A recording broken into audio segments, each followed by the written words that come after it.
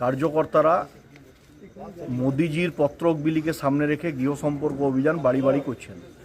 সেখানে 3 নম্বর ওয়ার্ডে যখন আমাদের কার্যকর্তারা যায়, সেখানে গিয়ে স্পেসিফিক এখানকার প্রাক্তন পৌরমাতা এবং তার স্বামী সৌগত ব্যানার্জি ওরফে পাপু এবং তৎসহ পিরু খান এবং আরও 10 জন অন্তত মহিলাকে নিয়ে এসে আমাদের কর্মীদের প্রচারে বাধা দেয়।